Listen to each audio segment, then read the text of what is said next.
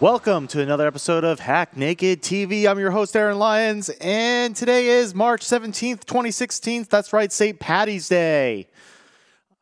Today, I'm going to be talking about changes to the Google Bug Bounty Program, review of the Home Depot breach, some issues with implementation of HTTP strict transport security, and a little bit of a rant about ransomware.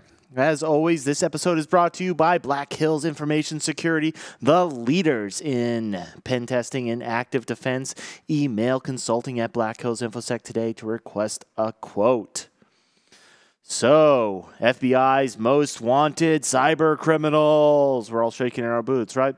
The top of the list is the creator of the Zeus family of malware, and he has a reward of $3 million. That's right.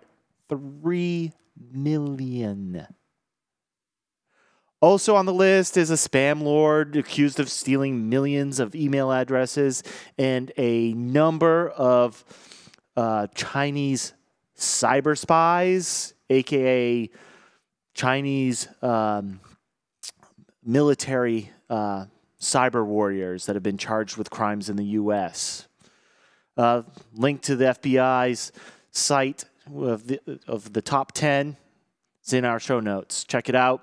Some fun reading there. On to the Google Bug Bounty Program. So Google released their stats for 2015 of their bug bounty back in January. If you haven't looked at those, a quick recap here is they paid out about $2 million in 2015, $6 million since the inception of the program in 2010. The largest payout last year was $37,500. This year, they're increasing the top reward from $50,000 to $100,000. That's right, they're doubling the maximum payout for their bug bounty program. And they're also adding a download protection bypass bounty to the list of potential bounties that are out there that you can get. Links to both of their stats for 2015 and the new changes to their bug bounty program are in our show notes. Check it out. Quick way to make $50K maybe. So on to Home Depot. So I'm sure everyone remembers that Home Depot had a massive breach back in 2014. They lost about 40 million customers' credit card information and probably about 50 plus million email addresses for their customers.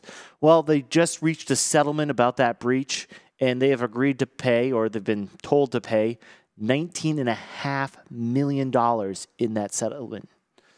$13 million of that is going to compensate shoppers for their losses. And another $6.5 million of that is going to pay for identity protection services for 1.5 years for their customers. They've also stated that they have pledged to beef up their data security over the span of 2 years and hire a CISO. See how that goes for them. On to some HTTPS news here from Netcraft. They released a recent blog article about how it isn't being implemented quite as securely as it could. And the problem here is the HTTP Strict Transport Security Protocol, or HSTS. And what they've found is that only 1 in 20 secure servers actually make use of it and implement it correctly. So the issue here is that with this not implemented or not implemented correctly, modern browsers, when you type in a URL without putting in the protocol before it, that is, HTTP or HTTPS before the domain name, they default to the HTTP protocol. Most servers then have a redirect to their HTTPS served site. This is all well and good. Now the problem here is when HSTS is not policy is not in force. This opens up the person browsing the site to a potential man-in-the-middle attack. And this is a simple one line that needs to be implemented in the header that takes care of this. A lot of banking, what they found is the majority of the sites that are lacking this are banking sites, payment sites, and other things like that. The full breakdown and talk about this is out on Netcraft. You can find it in our show notes. You can search for it. It's pretty easy to find. If you're running HTTPS, make sure you have HSTS enforced and implemented correctly. It's a simple fix. It's just one line in HTTPS header, fixes everything. Check it out. Check your sites if you're a web admin. Fix it. So last but not least here, I wanted to do a little rant about ransomware. It's been in the news a lot lately. We've heard hospitals. We've heard banks. We've heard, you name it. We've heard about it recently and in the last year.